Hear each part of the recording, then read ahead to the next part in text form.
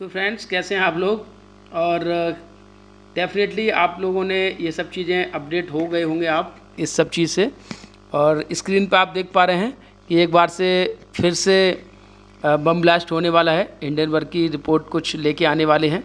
लेकिन आपको मैं अगर इस चीज़ के बारे में बताऊं तो एक बार पहले से ही ये सब चीज़ें आ चुकी हैं अडानी को लेकर, अडानी ग्रुप को लेकर। तो डेफिनेटली अभी कुछ ऐसा लग रहा है कि किसी बैंकिंग सेक्टर के बेस पे हो। सेक्टर की बात करें तो बैंकिंग सेक्टर हो सकता है, क्योंकि और कोई सेक्टर ऐसा कुछ लग नहीं रहा है कि जहाँ कुछ ऐसा मिलने वाला है। और किसी बैंक के बारे में हो सकता है, या फिर कोई भी कंपनी अगर रहेगी तो वो सरकारी कंपनी के बेस पे कुछ भी ऐसा रह सकता है कि जहाँ से कुछ बड़ी डील हुई हो जिसमें कुछ स्कैम हुआ हो, या फिर ऐसी चीज़ें हैं कि कहाँ कुछ ऐसा निगेटिव चीज़ें मिल सकती हैं। तो उसको देखते हुए मंडे को हमें अपना ट्रेड प्लान करना है। और कभी कभी ऐसा हो जाता है कि मंडे तक अगर ये सब चीज़ें नहीं आई और मार्केट में इतनी बड़ी गिरावट एकदम से नहीं आई, और थोड़ी सी चीज़ें जो लेके आ रहे हैं ये लोग हो सकता है उतनी निगेटिव ना हो, तो ज़रूरी नहीं है कि बहुत ज़्यादा एकदम से मार्केट में गिरावट आएगी या फिर कुछ ऐसा सिनेरियो बनेगा। तो उसको थोड़ा सा देख के ही ट्रेड करें, वरना कभी कभी होता है कि हम लोग एक ऐसे ही रूमर में आके एकदम से पैनिक में आके और फिर अपना जो पूरा का पूरा सेलिंग पे चले जाते हैं। और बहुत सारे लोग अपने अच्छे खासे जो एक लाइफ टाइम अचीवमेंट टाइप के जो होते हैं ना पोर्टफोलियो, उसमें अपना स्टॉक्स रहता है, उनको भी पैनिक में सेल आउट कर देते हैं। तो उस चीज़ को थोड़ा सा देख के रखें, क्योंकि कभी कभी ऐसा होता है कि इनके कहने से रिपोर्ट, इन्हें इनके कहने से लग रहा है कि हम बम ब्लास्ट कर देंगे और बहुत बड़ी चीज़ मिल जाएगी हमें मार्केट में। लेकिन कभी कभी ऐसा होता है कि जो चीज़ आप आउट बाहर लेके आए वो मार्केट ने उतना रिएक्शन नहीं दिया, उतना रिएक्ट नहीं किया। तब क्या होता है कि हमारा जो सिनेरियो सेलिंग को लेके बना हुआ है या फिर कुछ और हमारा माइंडसेट के साथ में हम मार्केट में आए, वो पूरी तरह से फेल हो जाता है और फिर बहुत सारे लोग मारे जाते हैं, बहुत सारे लोग उसमें फंसते हैं।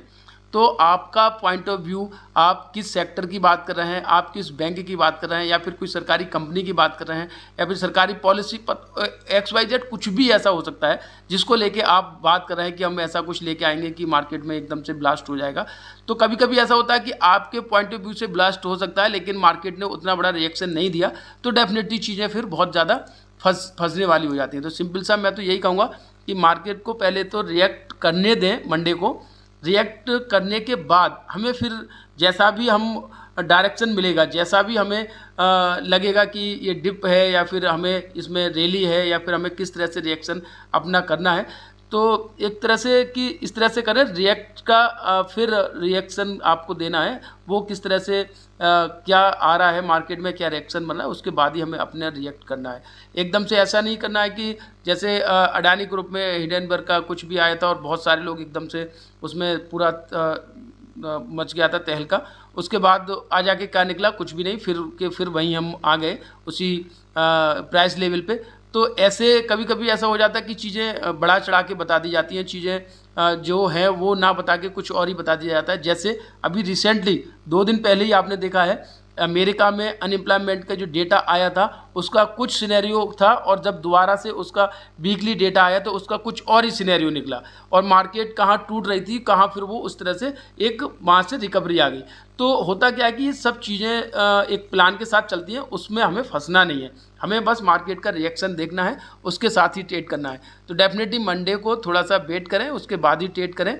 एकदम से उसमें हमें ऐसा कुछ भी नहीं दिख रहा है कि एकदम बहुत ज़्यादा फास्ट एंड फ्यूरियस की तरह हमें बस एक्सीलेटर दबा के फिर सीधा उड़ा के ले जाना ही है। चीज़ें आती जाती रहती हैं, ऐसी रिपोर्टें आती रहती हैं, और मैं फिर वही कहूँगा कि पॉजिटिव माइंडसेट के साथ में आप मार्केट के डायरेक्शन के साथ ट्रेड करें। किसी भी चीज़ को आप छोड़ दें, बहुत सारी चीज़ें ऐसी आती रहती हैं, आपको सिर्फ और सिर्फ मार्केट को डायरेक्शन के हिसाब से ट्रेड करना है, अपने लेवल्स पे ट्रेड करना है, अपने सेटअप पे ट्रेड करना है। तो ऐसी चीज़ें मैं लाता रहूँगा। जुड़े रहें मेरे चैनल से, मेरे चैनल को लाइक से सब्सक्राइब करें, अपने फ्रेंड्स के बीच में शेयर करें। आपका बहुत बहुत धन्यवाद।